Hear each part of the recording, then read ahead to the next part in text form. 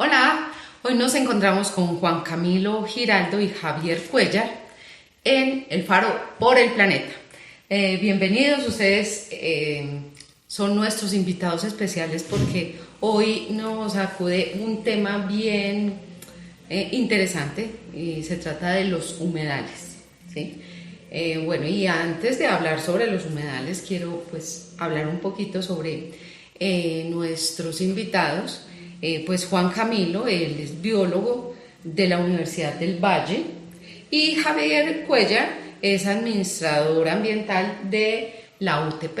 Entonces ya tienen como ese recorrido, además de haber estado trabajando juntos en un proyecto, ¿sí? Entonces quiero que nos hablen sobre ese proyecto que de alguna manera los unió y que hoy los tiene acá en nuestro programa. Bueno, sí, tuvimos la oportunidad de trabajar juntos en el proceso de el Centro de Ciencias en Biodiversidad de Risaralda, un proyecto de la Gobernación de Risaralda, el cual es ejecutado por la Universidad Tecnológica Pereira y cuya finalidad es la apropiación social del conocimiento que gira en torno a la biodiversidad. Lo que busca este proyecto y a través de las actividades que realizamos en colegios, instituciones, público general, público académico, es darles a conocer un poco sobre la biodiversidad de Risaralda y cómo este conocimiento lo pueden implementar en su día a día para que su accionar cambie en pro de conservar y conocer esta biodiversidad. Dentro de las estrategias, como lo menciona Juan Camilo, pues nosotros obviamente participamos con las comunidades, participamos sobre todo con las instituciones educativas, ¿sí?, en Risaralda, llevando ese mensaje porque, pues digamos, las instituciones educativas tienen unas herramientas muy interesantes que son los proyectos ambientales escolares, ¿sí?, o PRAES. Y esa articulación de esos PRAES con estos procesos que nosotros llevamos divulgando, apropiando sobre la biodiversidad de Risaralda, pues ayuda a que ellos tengan una mayor identidad, ¿cierto?, con la biodiversidad de Risaralda. Entonces, con haber convergido en ese espacio, en esos momentos y en este proceso, nos lleva pues también a tener una amistad de trabajo y pues de tener una buena amistad también. Qué bueno. Bueno, Juan Camilo es de Santa Rosa, santarrosano de pura cepa, y Javier es de Pasto. Así es. Entonces tenemos como esa integralidad, porque pues no se trata de dos personas que se conocen desde niños ni que han vivido todo el tiempo en el mismo ambiente, pero sí que han compartido esas ideas de biodiversidad y de conservación del medio ambiente. Entonces hoy nos traen un mensaje bien grande sobre los humedales, pues a propósito de esa celebración del Día Mundial de los Humedales, que es el 2 de febrero. Correcto. Sí, inicia un poco esta historia de la protección o énfasis en los humedales en 1971, cuando en Ramsan, Irán, se reúnen diferentes países y actores del mundo a decir: tenemos que cuidar y trabajar en pro de los humedales. Entonces, a lo largo del tiempo, esta fecha, el 2 de febrero del 71, se fue ahondando, se fue marcando, y con el paso del tiempo llegó hasta que en el 2021 la ONU oficializó el 2 de febrero como el Día Mundial de los Humedales. Entonces, la idea un poco en estos minutos es hablar un poco de los humedales, de su importancia, sus características, su relación con la fauna y sobre todo su relación especial con las aves. Porque en el proceso de migración de estas aves, estos son una especie de hoteles que les permiten en sus caminos poder llegar, descansar, reactivarse, y Javier nos va a contar un poco más en el proceso sobre la importancia y la relación de los humedales con las aves. Además que, digamos, en este momento, en este primer trimestre del año, es donde las aves migratorias todavía están en nuestro territorio colombiano, ¿cierto? Sí. Entonces aquí tenemos... Que mientras en otros lugares están en un invierno tenaz, nosotros disfrutamos de un ambiente de más calor.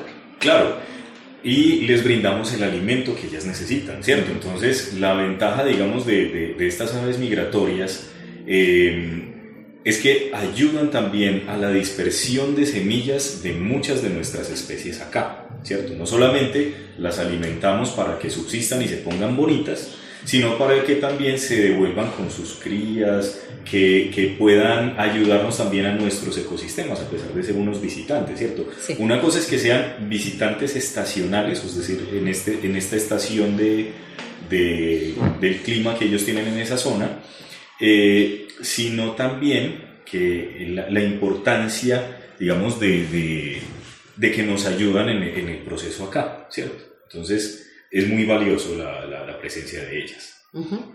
Bueno, ¿cómo reconocemos un humedal? ¿Qué características tiene? Y sobre todo porque yo creo que se diferencian los humedales que tenemos en el eje cafetero que los que se pueden presentar en otras partes, ¿o son iguales? Correcto, sí. Un humedal es una zona o un cuerpo que mantiene con agua permanente o transitorio.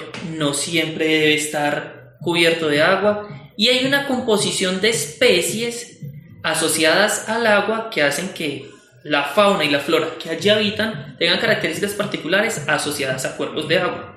Tenemos humedales de agua salada y humedales de agua dulce. Uh-huh. De pronto, dentro de los humedales de agua salada más reconocidos son los manglares. Sí. Los manglares, tenemos una vasta cantidad de manglares en la costa pacífica, también tenemos en la costa caribe, y alrededor del mundo hay manglares en diferentes partes.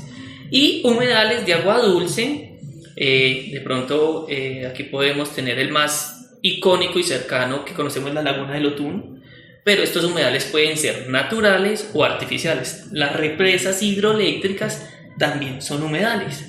Entonces, estas represas sí son artificiales: Lago Calima en el Valle del Cauca, Guatapé en Antioquia, y bueno, nuestro país es rico en hidroeléctricas y rico en estos humedales artificiales, porque al entorno de estas represas, de estos cuerpos de aguas, también se empieza a asociar una fauna, una flora y unos servicios que brindan estos humedales.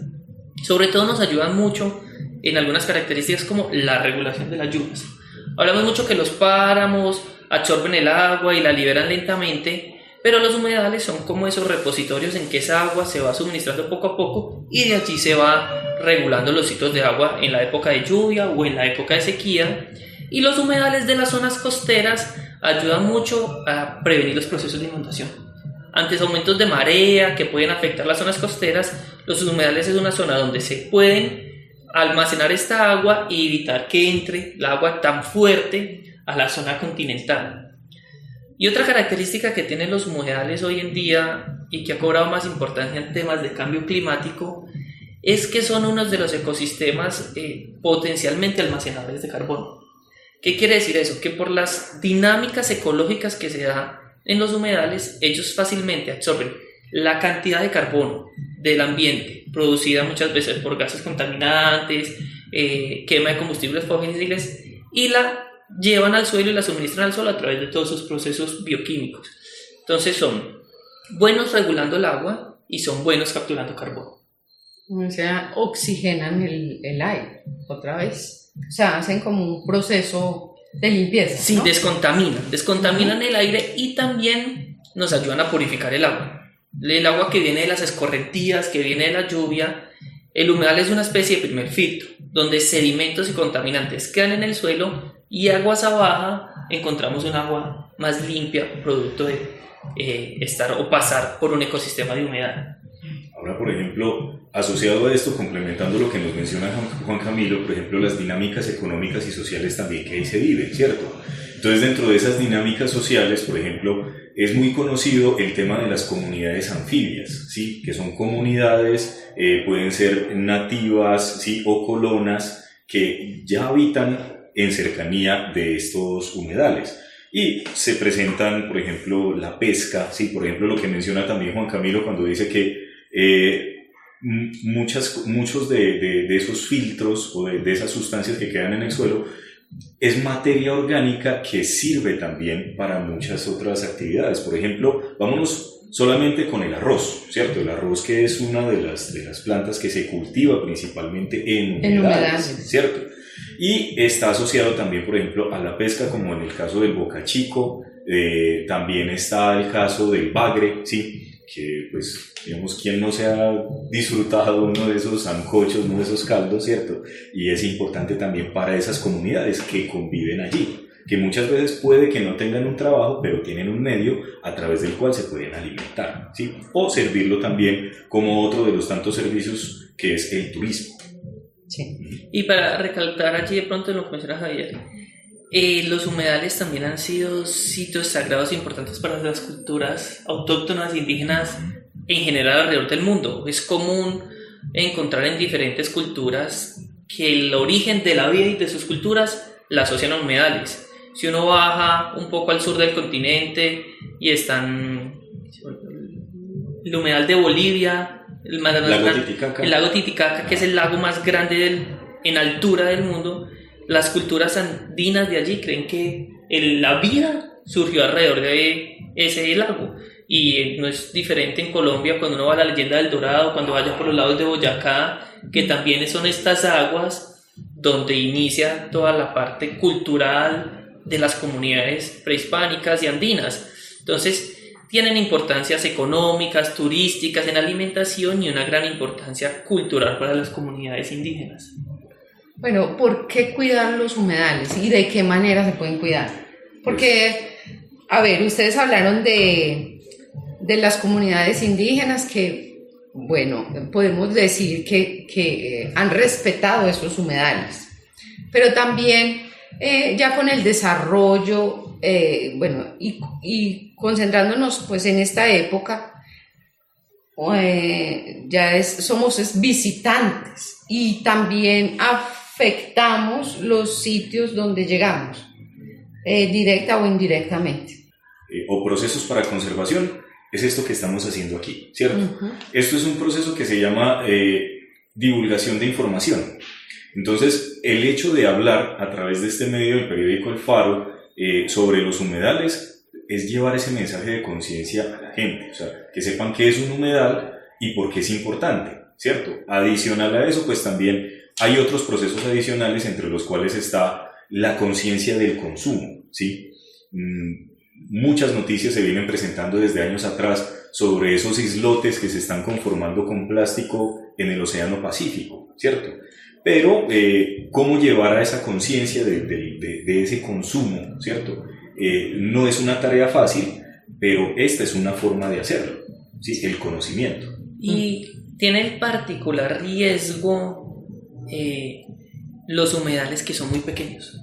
Los que uno los ve y considera que es un charquito en un potrero o que es un pantano pequeño, porque al ser no masas de cuerpo tan grandes, fácilmente los llegan a secar o los llenan de tierra, pavimentan, sedimentos y construyen. Y digamos que no es desconocido que la zona de Dos Quebradas, gran parte de la zona de lo que es Cerritos, son zonas en que en un pasado eran humedales, eran zonas con altos niveles de agua, desvío de cauces de agua, sedimentación y todo eso ha ido que la expansión inmobiliaria se construya sobre estas zonas. Y estos humedales chiquitos que vemos que son como charquitos en potreros o laguitos pequeños en fincas, son en gran parte afluentes de las aguas subterráneas. De la mayoría de agua, cerca del 97% del agua del planeta es agua salada, es agua de consumo humano, de consumo para la mayoría de animales.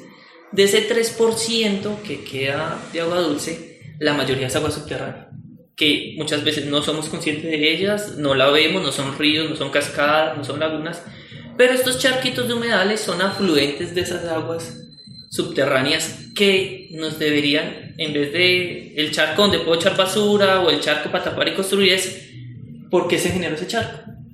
Resulta que ese charco se genera porque internamente en el suelo hay una cantidad de ríos subterráneos, de aguas subterráneas que afloran, y este charquito de la finca de acá se conecta con el charquito de por acá y con el charquito de por acá. Independientemente en la superficie los vemos con unos charcos que huelen feo, que tienen mosquito o que están ahí para el ganado, pero internamente es una conexión de un recurso que si seguimos contaminando y acabando el agua, la calidad de agua como está, en un futuro puede que esa sea la salida, que la estamos acabando sin conocerla bien. Entonces ese charquito que uno ve en la finca en el potrero, con moscos y matas, es mucho más. No solamente el charquito que es ahí, sino todo lo que hay por abajo y sus conexiones con otros charquitos que no son fáciles de notar. Sí. Literalmente lo que nosotros vemos y lo que hace referencia Juan Camilo es como lo que estamos viendo es la punta del iceberg, ¿cierto? Por eso Ramsar, que es digamos ese tratado que se está armando o que viene ya desde el 71 con todos estos procesos de la conservación de los humedales, nos habla muy claramente también de la gestión hídrica. Cuando hablamos de la gestión hídrica, quiere decir que la explosión demográfica en la que nos encontramos actualmente, la población sí o sí va a necesitar de ciertas cosas para poder vivir, para poder subsistir, y lo más importante es el agua. Entonces, la gestión de los humedales subterráneos, sobre todo de las aguas subterráneas, es un trabajo arduo que se ha venido trabajando desde muchos años atrás y precisamente nació allá en ese Medio Oriente porque pues las condiciones en las que ellos viven son bastante complejas, ¿cierto? Entonces, entender por qué la importancia de no contaminar, que no solamente es no tirar la basura porque no, ¿sí? Sino que va más allá, ¿cierto? O sea, esa basurita que yo estoy haciendo, el excremento que estoy dejando ahí, todas esas cosas influyen bajo el suelo, ¿cierto? Y obviamente la expansión urbanística pues también ha llevado a secar algunos de los humedales pues, para responder a esas necesidades humanas. Bueno, los humedales son algo que hay que conservar, una parte de nosotros, de nuestra biodiversidad se da por los humedales, ¿cierto? Entonces, es importante tener conciencia sobre ellos y protegerlos. Hay grupos de ambientalistas que se han hecho cargo de ciertos sectores donde hay humedales y que defienden a capa y espada esos espacios porque ya tienen esa conciencia. Pero también vemos que, como por ejemplo en la costa, que se ve mucho, que donde están los manglares hay mucha basura, que se queda uno aterrado de la cantidad de basura que puede haber en un humedal y que es una contaminación impresionante. No quiere decir que aquí no la haya. También hay gente que aprovecha que son espacios que no son intervenidos precisamente porque son espacios naturales que hay que dejar así y llevan sus basuras a esos lugares.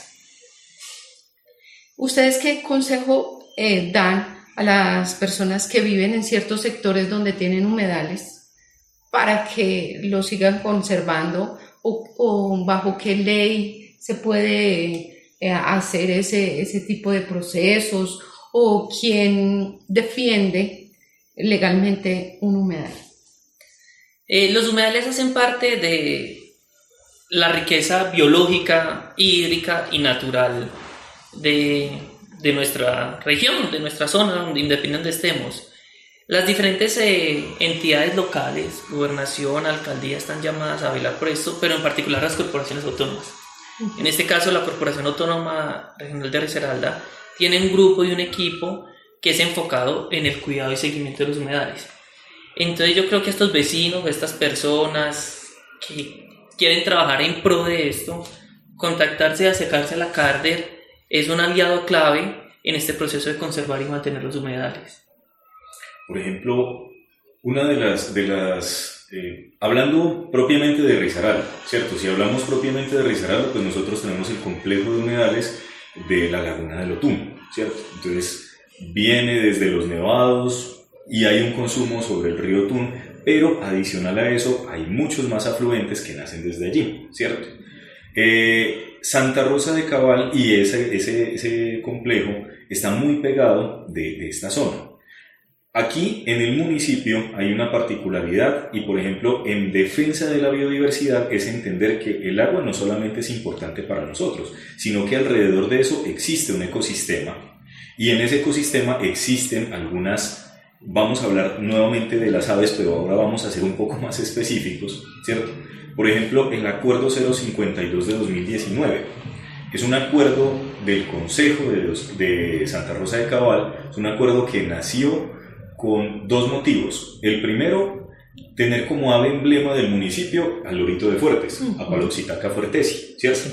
Pero también está resaltando la conservación de su ecosistema, ¿sí? Creo que el artículo 2 es lo que lo menciona.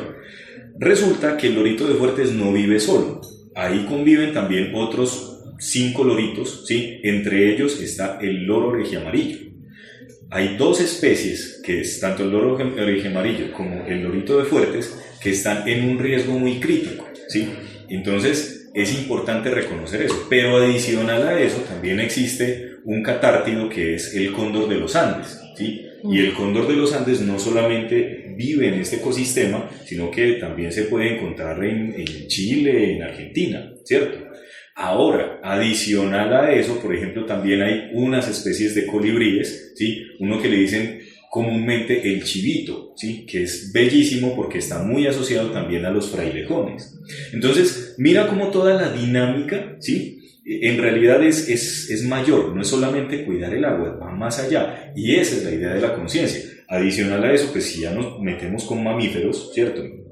Pues vamos a hablar de la aranta, del puma, del tigrillo, que son también otras especies que están asociadas a esos ecosistemas con estas aves que son importantes, ¿sí? Y obviamente pues las migratorias que en su paso pues no solamente van a ayudarnos en la dispersión de semillas, sino también de alimento a este ecosistema que ha sido como tan fragmentado, ¿cierto? Entonces la conciencia nos lleva o nos debería llevar, digamos, a ver un poco más allá, ¿cierto? De que el agua es importante para nosotros, pero también para estas otras especies que conviven con nosotros.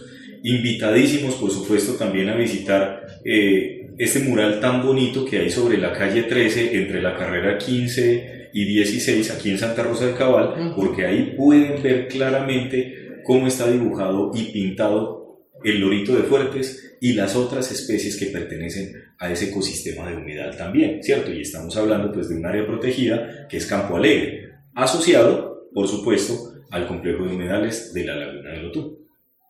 Bueno, bien importante este tema y pues también recordar que no solo debemos pensar en nosotros, sino en las generaciones venideras y en que permanezca ese ecosistema para ellos.